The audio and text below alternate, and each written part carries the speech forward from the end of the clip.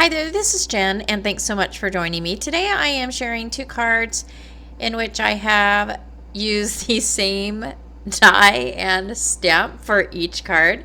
So two cards that are different. This first product I'm going to use is by Tonic.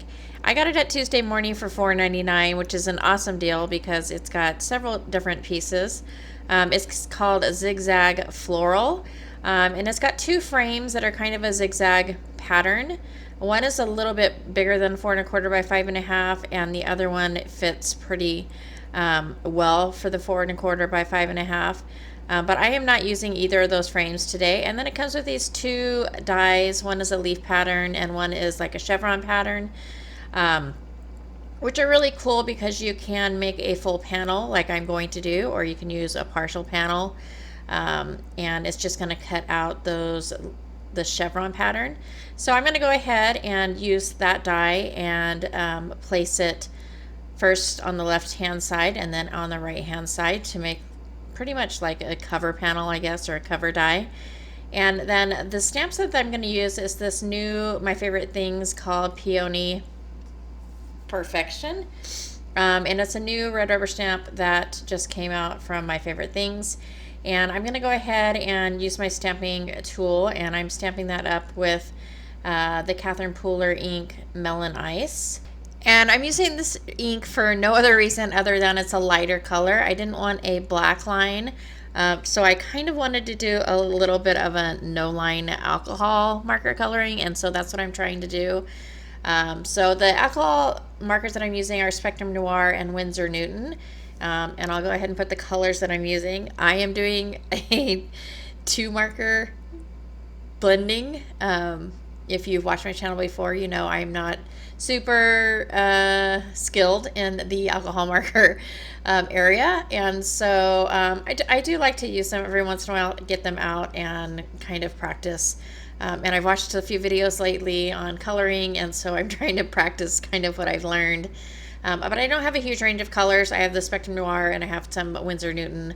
I don't have any Copics, and so for me sometimes it's hard to pick out the color combinations that should go together. And so I really love this neon color. This Spectrum Noir marker is I think FL2 or something like that. It's a really pretty neon color, and then with that I'm using an OR3, which is an orange. And so I'm just taking the neon color and putting it over the entire leaf, and then I am taking the OR3 and putting it in areas where I think there would be shadows. And so that's pretty much how I color the entire flower. And then once I'm done with the flower, I'm going to go ahead and color the leaves and the stems. And I'm using another fluorescent, which is FL3, and then my Winsor Newton in 178. So the fluorescent is pretty much like a yellow-green, and then the Winsor Newton is a pretty greeny green. I have no idea what I was going to say.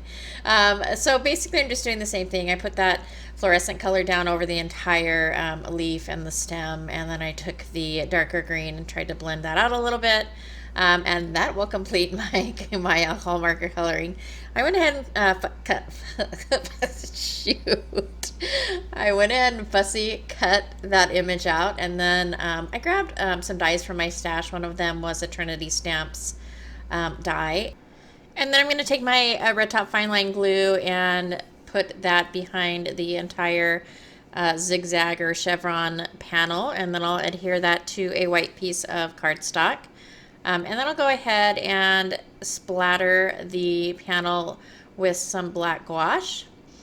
And then I've gone ahead and popped up the flower with some foam tape and adhered that. And then this Trinity Stamps die, I think it's called Bold Love. It's just like XOXO. And so I went ahead and put those down, and then I'm using some liquid pearls in the color Lightning. It matches very well with the stem.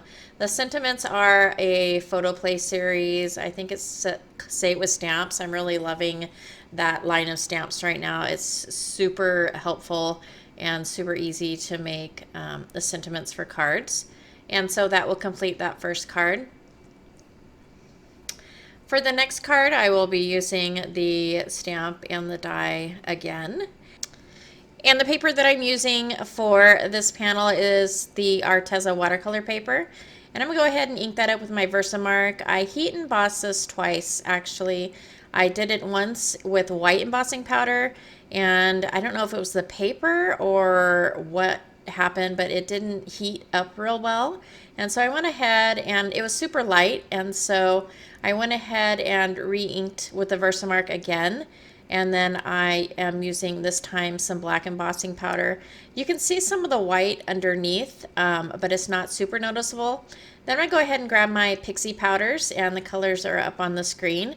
And all I'm doing is I'm putting the powder where I want the color to go. And so for the stem, I use the green color, and then for the flower, I use the yellow and the orange. And so I'm just sprinkling them on the panel. And then I'm going to fill up my little container with some water and grab my paintbrush, and I will activate those powders with the water.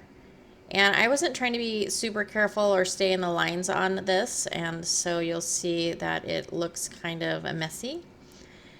And then after I do the leaves, I'll just move on to the flowers. And this is super quick and easy way to color an image, is just putting that color down and then activating it with your paintbrush. I do end up adding a little bit of this red color right here. This is a Brusho in Scarlet, and I'm using a lot. I want a really vibrant red. This is the panel that's going to go underneath the zigzag, and I'll show you. This card is kind of like a puzzle piece, and I can't tell you how satisfying it was to put the puzzle piece together. I don't know why. It was just super fun for me, but I'm on the panel. I just wanted to make sure it was a pretty vibrant red. And then I'm going to take that same die that I used in the first card, and I'm going to do the same thing. I'm going to put it on the left hand side and the right hand side. But when I take the zigzags out, I wanted to make sure they stayed in order because I will be putting those back in. And so I do the same thing for each side, the left side and the right side. And then what I'm going to do is I will adhere the zigzag pattern to the red panel. And then while that's drying, I go ahead and I take the zigzags, and I don't want the white portion. So I only want the portion that has the color on it. And so that will allow the rest of the background underneath to show through. And so this is the puzzle piece part. This was super fun, so I don't know why. It was just very satisfying to kind of see that flower come back together after I took it apart. All I'm doing is I'm taking my glue and I'm putting it where I will be putting those pieces back into the flower. And so each piece was cut so that only the flower portion would show, or mostly the flower portion would show. There wouldn't be a lot of extra white. And so I do that all the way down through the stem.